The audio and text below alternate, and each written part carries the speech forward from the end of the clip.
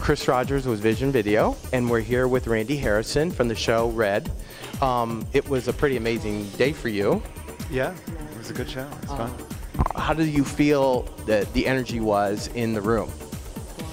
It was a great house today. It was a great show. It was really fun. Now, let's take you back to 2005, when it was the final episode of Queer as Folk, and a lot of people have a lot to say about the show when it was over. You know, a lot of fans just were like freaked out that it was over after a 5-year run. But I want to take you to the first season, final episode. Did you know when you were going to cover an event like Bowling, like you did in that final episode? Did you ever think that that was going to be something way before its time, before bowling even became what it is now? Yeah, I mean, I knew it was an issue. I think it's not that it wasn't an issue then, it's just that people unfortunately weren't talking about it as much. And I knew it was a reality even then. Do people still come to you about that episode and discuss that with you? Not often. Not often. People, I mean, Queer as Folk has gotten pretty in the past, so it's not that often people come to me about it. So do people still talk to you about the show? Is there a chance there's ever going to be a reuniting of the cast? I think we might. I mean, there's never going to be more Queer as Folk made, but I think the cast might all get together this summer in Germany. They're throwing some big sort of reunion conference thing that I think we're all planning to be at if it ends up working out. And that'll be the first time since we wrapped that we've all been together. You've really become a role model for the youth. I mean, you were really like the only role model for the youth at the time when that show was developed. I mean, that's kind of like really important. You mean me or the character of Justin? Well, you and the character, because at the time you were a big activist. Even when the cameras shut down, when everything, you know, when it shut down for production, you were out there on top of everything. I wasn't too much, but I was a fair amount. I think, sadly, at the time, which I think is less now, which is good, just being an openly gay person who is on a television show made you an activist, unfortunately. And I, you know, wanted to not be ashamed, and I felt there was such an obvious need for representation that I had to sort of fill a vacuum that was there that hopefully is less intense now, that there's more actors who are open.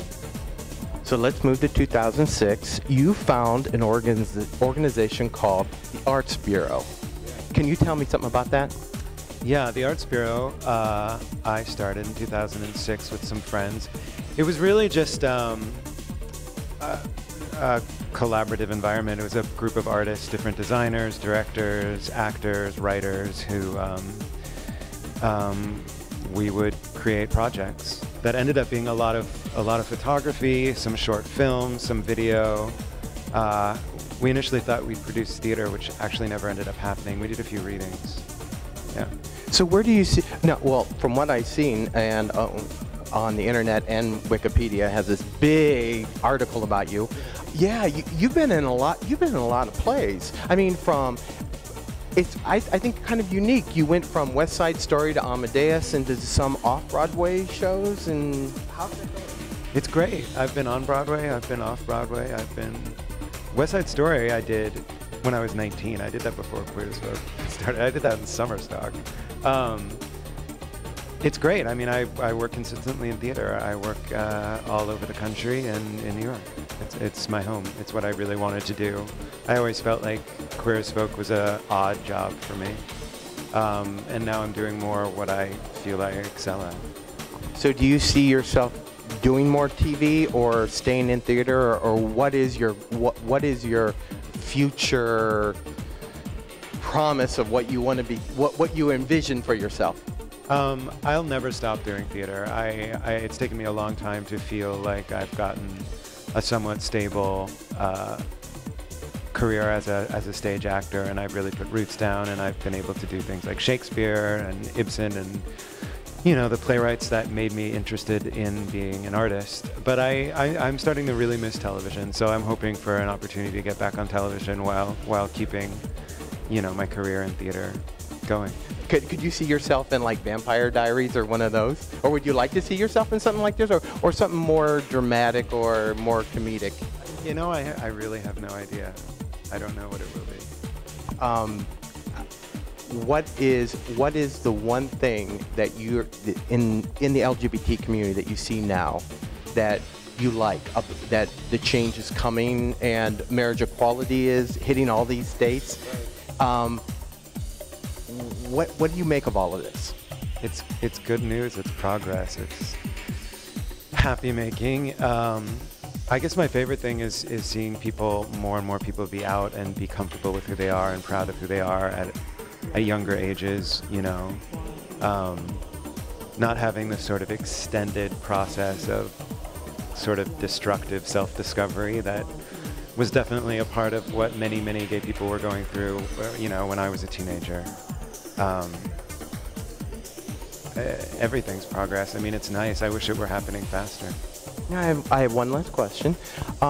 If you had to give a message to our youth, because you're such a role model, you really are. I mean, the way you were on Queer as Folk, I mean, you opened a lot of doors, and and from that look, you don't think you did, but you really did. You changed the face, and that whole show did.